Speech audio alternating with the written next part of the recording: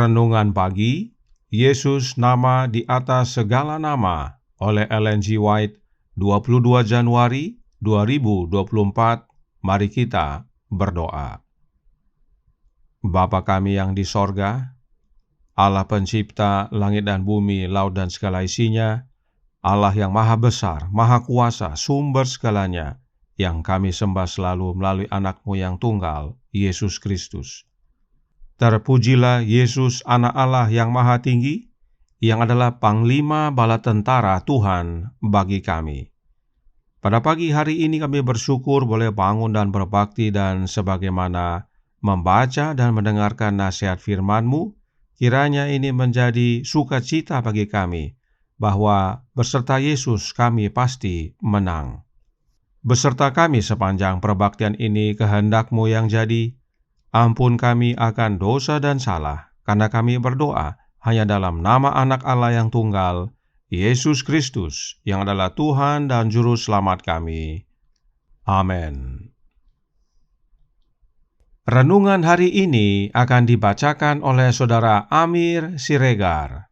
Kepada Saudara Amir, kami persilahkan. Terima kasih, selamat pagi saudaraku yang kekasih dalam Tuhan Yesus Kristus.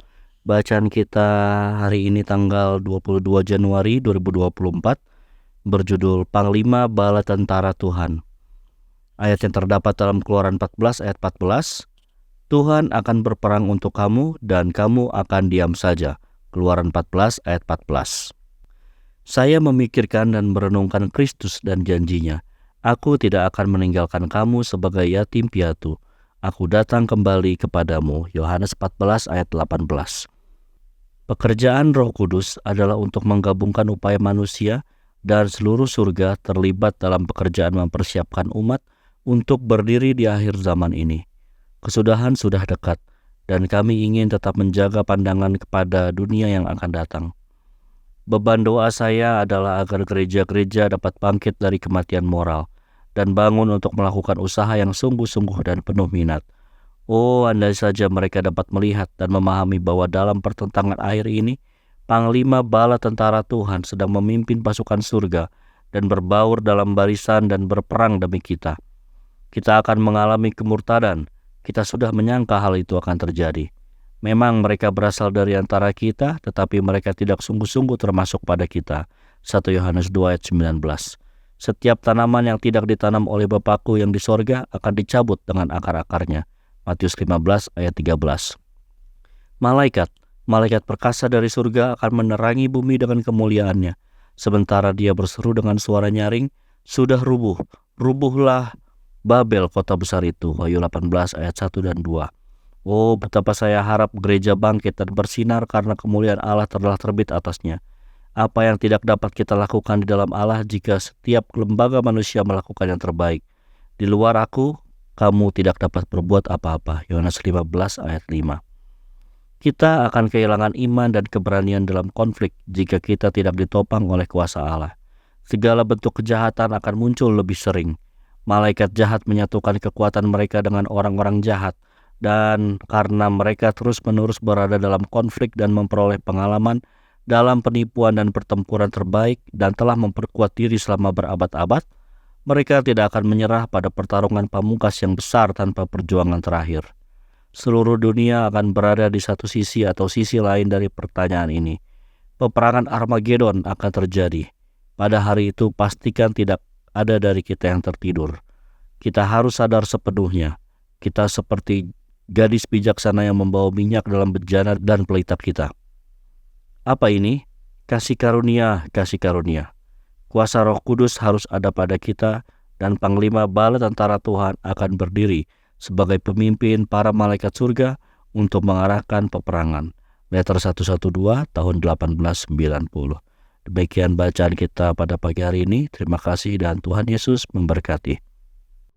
Terima kasih atas penata layanan Saudara Amir. Tuhan Yesus memberkati. Selamat pagi saudaraku dalam Tuhan. Sebelum Yosua pergi berperang melawan Yeriko, pada suatu sore dia bertemu dengan seseorang.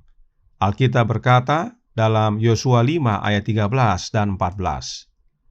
Ketika Yosua dekat Yeriko, ia melayangkan pandangnya.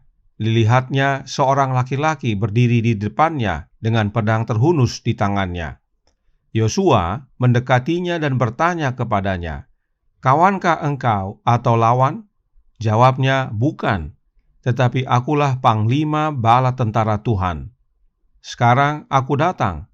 Lalu sujudlah Yosua dengan mukanya ke tanah menyembah dan berkata kepadanya, "Apakah yang akan dikatakan Tuanku kepada hambanya ini?" Siapakah Panglima Bala Tentara Tuhan ini?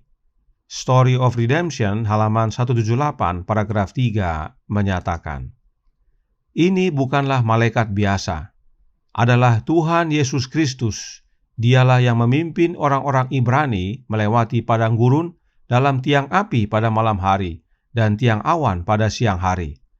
Tempat itu menjadi suci karena kehadirannya. Oleh karena itu, Yosua diperintahkan untuk menanggalkan kasutnya. Panglima Bala Tentara Tuhan adalah Yesus Kristus, Anak Allah. Karenanya, Yosua harus lepaskan kasutnya. Roh Nubuat menambahkan dalam The Youth Instructor tanggal 8 Februari tahun 1894 paragraf pertama. Dan Panglima Bala Tentara Tuhan itu berkata kepada Yosua, "Tanggalkanlah kasutmu dari kakimu, sebab tempat engkau berdiri itu kudus." Dan Yosua berbuat demikian. Kemudian Tuhan mengungkapkan kepadanya rencana pertempuran dan bagaimana kota itu akan dikalahkan oleh kekuatan supernatural. Yesuslah yang menjelaskan kepada Yosua rencana pertempuran untuk mengalahkan Yeriko.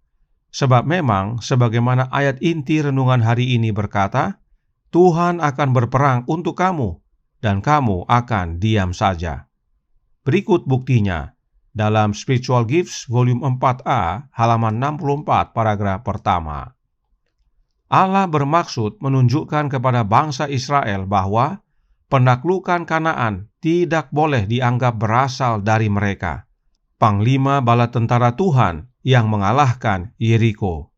Dia dan para malaikatnya terlibat dalam penaklukan.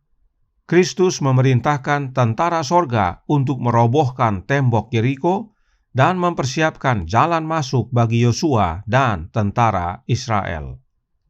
Yosua mencari ketenangan, lalu berdoa kepada Tuhan. Kemudian Tuhan yang adalah Allah Bapa mengutus anaknya, Kristus, untuk bertemu dengan Yosua serta menyatakan strategi untuk mengalahkan Yeriko. Apa strateginya? Kristus dan tentara sorga yang lebih dahulu mengalahkan dan meruntuhkan Yeriko, lalu baru Israel masuk ke dalam kota. Artinya, yang mengalahkan Yeriko bukanlah Israel, tetapi Yesus Kristus, Panglima Bala Tentara Tuhan. Itu sebabnya renungan hari ini mengutip perkataan Yesus dalam Yohanes 15 ayat 5 yang berbunyi, "Akulah pokok anggur dan kamulah ranting-rantingnya. Barang siapa tinggal di dalam aku dan aku di dalam dia, ia berbuah banyak. Sebab di luar aku kamu tidak dapat berbuat apa-apa." Lalu, bagaimana caranya untuk tinggal di dalam Yesus dan Yesus di dalam kita?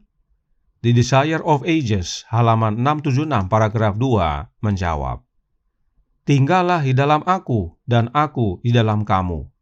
Tinggal di dalam Kristus berarti menerima rohnya secara terus-menerus, suatu kehidupan yang berserah tanpa pamrih pada pelayanannya.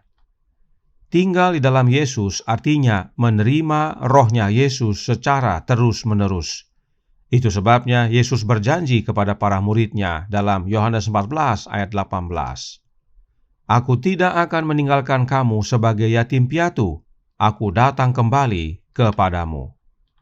Bagaimana Yesus datang kembali kepada para muridnya dan kita semua? Oleh kehadiran rohnya Yesus, yaitu Sang Penghibur. Perhatikan penjelasan berikut ini. Tadi malam saya sampaikan kepada saudara-saudara kita di Kinamang, perhatikan ya, aku akan minta kepada Bapa. Saya akan minta, berarti belum ya. Dia bilang, dia bukan aku sudah minta, aku akan minta dan ia akan berikan. Jadi saya akan minta dan Bapa akan berikan, berarti nanti. Tapi Yesus bilang apa? Kamu kenal dia. Bahkan dia menyertai kamu. Nah ini saya bilang tadi malam, tolong direnungkan. Dia baru mau minta, Bapa nanti baru mau akan kasih, tapi para murid sudah kenal yang baru mau diminta ini. Yang mana yang baru mau diminta ini ada menyertai mereka, dan nanti akan diam dalam mereka. Supaya kita makin jelas, siapa yang menyertai mereka? Yesus. Makanya dia bilang, saya akan datang kembali. Bukan secara fisik untuk tinggal bersama kamu, tetapi secara roh untuk tinggal di dalam kamu. Amen to that. Jelas bahwa Sang Penghibur itu adalah Yesus Kristus. Itu sebabnya Yesus yang datang kembali, yaitu oleh kehadiran rohnya. Inilah dasarnya disebut penolong yang lain. Yesus hadir bukan secara fisik, tetapi oleh kehadiran rohnya. Itu sebabnya renungan hari ini berkata dalam Jesus' Name Above All Names, halaman 29 paragraf 4. Kasih karunia, kuasa Roh Kudus harus ada pada kita, dan Panglima Bala Tentara Tuhan akan berdiri sebagai pemimpin para malaikat sorga untuk mengerahkan peperangan. Kasih karunia yang dimaksudkan adalah tinggalnya Kristus dalam hati kita oleh kehadiran rohnya yang kudus. Maka Sang Panglima Bala Tentara Tuhan akan menyertai kita untuk mengarahkan peperangan agar kita menang. Kita diam saja, sebab Yesus yang berperang. Tuhan memberkati, saya bawa dalam nama Yesus. Amin. Mari kita berdoa. Bapa kami yang di sorga, Allah pencipta langit dan bumi, laut dan segala isinya, Allah yang maha besar, maha kuasa, sumber segalanya, yang kami sembah selalu melalui anak-Mu yang tunggal, Yesus Kristus.